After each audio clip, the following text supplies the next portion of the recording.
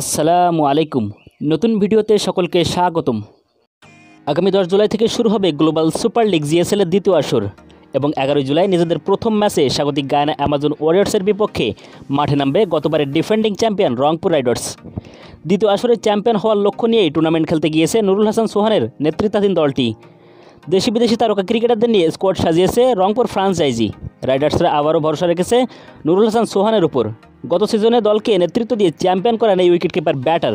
এছাড়াও গত আসরের প্লেয়ার অফ দ্য টুর্নামেন্ট হওয়া সৌম্য সরকারও আছেন স্কোয়াডে এবং তরুণ উদীয়মান ক্রিকেটার সাইফ হাসানকেও ধরে রেখেছে তারা। এছাড়াও বিদেশিদের মধ্যে আছেন কাইল মায়ার্স, ইফতেখার আহমেদ, ইব্রাহিম জাদরান, তাবরেজ শামসি ও আরও অনেকেই। এত সব তারকাদের ভিড়ে কারা সুযোগ পাবেন সেরা একাদশে? তো দর্শক, গ্লোবাল সুপার লিগে নিজেদের প্রথম ম্যাচে গায়ানা অ্যামাজন ওয়ারিয়র্সের বিপক্ষে কেমন হতে পারে রংপুর রাইডার্সের সেরা একাদশ, চলুন তো দেখে নিই এক নজরেই। Number 1 Soumya Sarkar, opening batsman.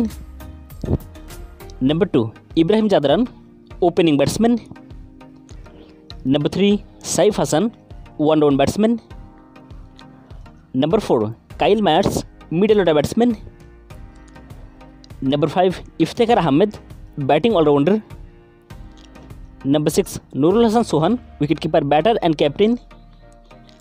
Number 7 Yasir Ali Rabbi, middle order batsman. Number 8 Tabraiz Shamsi, bowling allrounder. Number 9 Rakibul Hasan, spin bowler. Number 10 Kamrul Islam Rabbi, fast bowler. And number 11 Syed Khaled Ahmed, fast bowler.